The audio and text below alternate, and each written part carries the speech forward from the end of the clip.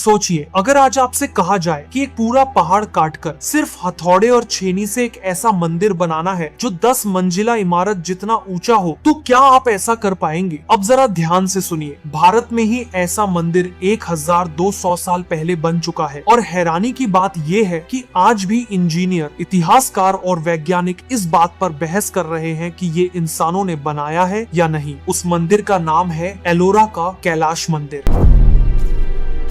आज से लगभग 1200 साल पहले भारत में एक ऐसा मंदिर बना जिसे देखकर आज भी वैज्ञानिक, इतिहासकार और इंजीनियर दंग रह जाते हैं। आज भी यह मंदिर दुनिया का सबसे बड़ा मोनोलिथिक स्ट्रक्चर माना जाता है। यह कोई ईंट पत्थर से जोड़ा गया मंदिर नहीं, बल्कि पूरा का पूरा एक पहाड़ काटकर बनाया गया मंदिर है। मंदिर को बनाने के लिए जिस पहाड़ को चुना गया उसकी ऊंचाई लगभग 10 मंजिला इमारत जितनी थी और उसका क्षेत्रफल एक फुटबॉल मैदान के बराबर था। कारीगरों ने इस पहाड़ को ऊपर से नीचे की ओर काटना तब तक जारी रखा जब तक कि सिर्फ मंदिर ही शेष न रह गया। माना जाता है कि इस प्रक्रिया में करीब 2 लाख टन पत्थरों को निकाला गया। अगर आज के समय में इतनी मात्रा में इन पत्थरों को ढोना होता तो लगभग 11,000 ट्रकों की जरूरत पड़ती। अब सवाल उठता है, सिर्फ हथौड़े और छेनी जैसे साधारण औजारों से इंसान यह सब कर कैसे पाए? कहीं इसे बनाने में एलियंस का हाथ तो नहीं? और सबसे बड़ा सवाल, जो 2 लाख टन पत्थर निकाले गए थे उनका सबूत आज तक क्यों नहीं मिला? इन्हीं सवालों के जवाब जानेंगे आज की इस वीडियो में। महाराष्ट्र में छत्रपति संभाजी नगर से 30 किलोमीटर दूर स्थित एलोरा गांव में यह अद्भुत मंदिर मौजूद है। आप जो पूरी पहाड़ी देखते हैं वही पहाड़ी काटकर यह मंदिर बनाया गया है। मंदिर का निर्माण गोपुरम प्रवेश द्वार से शुरू होता है, फिर आता है नंदी मंडप, उसके बाद सभा मंडप और अंत में गर्भगृह जहाँ भगवान शिव विराजमान है। महाराष्ट्र मंदिर का शिखर 107 फीट ऊंचा है। यही बताता है कि मूल पहाड़ कितना ऊंचा था। मंदिर के आधार पर बने विशाल पत्थर के हाथी ऐसे दिखते हैं मानो पूरे मंदिर को अपने कंधों पर उठाए हुए हो। इसी आधार पर रामायण और महाभारत के दृश्य इतने बारीक ढंग से उकेरे गए हैं कि आज भी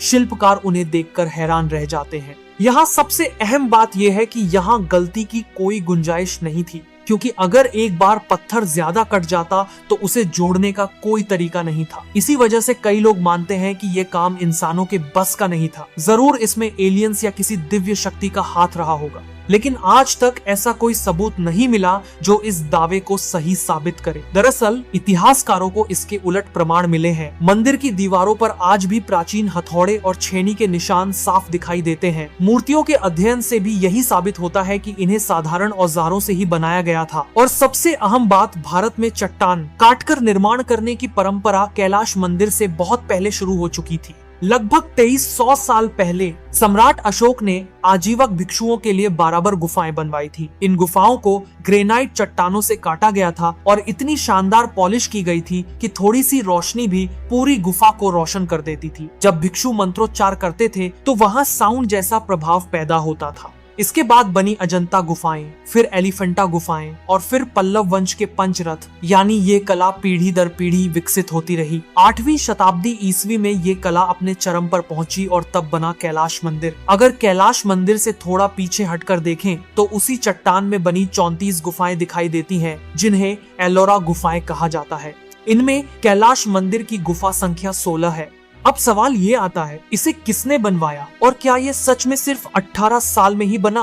बड़ौदा में हुई खुदाई के दौरान पुरातत्वविदों को तांबे की पट्टिकाएं मिली। इन पर लिखा था कि कैलाश मंदिर का निर्माण राष्ट्रकूट वंश के राजा कृष्णराज प्रथम ने करवाया था। राष्ट्रकूट साम्राज्य ने 753 से 982 ईस्वी तक भारत के विशाल हिस्से पर शासन किया। लेकिन समस्या यह थी कि कृष्णराज ने सिर्फ 18 साल शासन किया था और यही रहस्य दुनिया को चौंका देता है।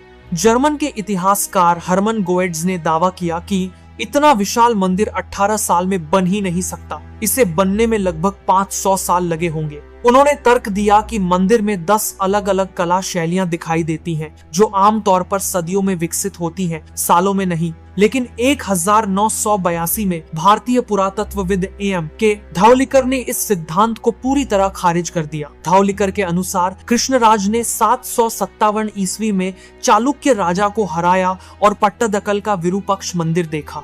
वह मंदिर उन्हें इतना पसंद आया कि उन्होंने वैसा ही लेकिन उससे दोगुना बड़ा मंदिर बनाने का फैसला किया। वे चालुक्य शिल्पकारों को युद्ध पुरस्कार के रूप में एलोरा ले आए। इन शिल्पकारों के साथ पहले से मौजूद राष्ट्रकूट कलाकार जुड़े। यही वजह है कि कैलाश मंदिर में चालुक्य, पल्लव और राष्ट्रकूट तीनों शैलियों का मेल दिखाई देता है। अब आते हैं सबसे अहम सवाल पर, आखिर कैलाश मंदिर का निर्माण कैसे हुआ। प्राचीन ग्रंथ मानसार में बताया गया है कि पहले चट्टान की जांच की जाती थी। पत्थर पर हथौड़ा मारकर आवाज से पहचान लेते थे कि अंदर दरार है या नहीं। फिर पूरे मंदिर का डिजाइन सीधे चट्टान पर बनाया गया। इसके बाद निर्माण शुरू हुआ ऊपर से नीचे की ओर। सबसे पहले 3 विशाल खाइयां खोदी गई ताकि बीच में एक अकेला चट्टान खंड अलग हो जाए।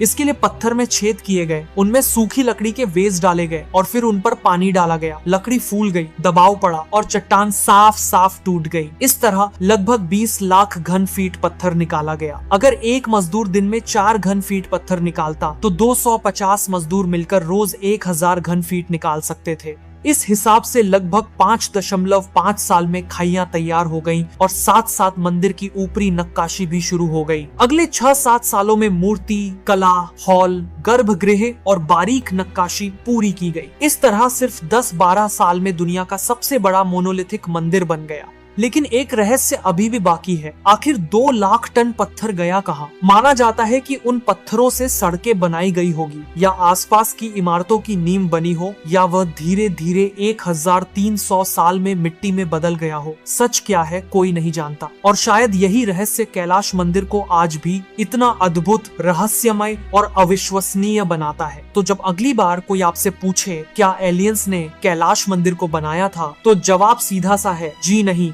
इस अद्भुत मंदिर को किसी एलियन ने नहीं बनाया, बल्कि हमारे पूर्वजों की बुद्धि, धैर्य, गणना, कला और अनुशासन ने बनाया था। कैलाश मंदिर हमें ये याद दिलाता है कि जब ज्ञान, मेहनत और सही नेतृत्व एक साथ आते हैं तो इंसान पहाड़ को भी मंदिर में बदल सकता है। शायद 2 लाख टन पत्थर आज हमें दिखाई नहीं देता, लेकिन जो आत्मविश्वास, विज्ञान और विरासत उसमें छुपी है, वह आज भी कैलाश मंदिर को रहस्यमय बनाती है। दोस्तों, कैलाश मंदिर का जो रहस्य आज तक छुपा हुआ है, उसके बारे में आप क्या कहना चाहेंगे कमेंट बॉक्स में जरूर लिखना। अगर आपको ये वीडियो पसंद आया हो तो इसे लाइक करें, शेयर करें और ऐसे ही इतिहास के अनसुने रहस्यों के लिए चैनल को सब्सक्राइब करना न भूलें। मैं हूं प्रभात और मिलते हैं अगले वीडियो में एक और कहानी के साथ जो बताएगी कि हमारे इतिहास में असंभव जैसा कुछ भी नहीं था।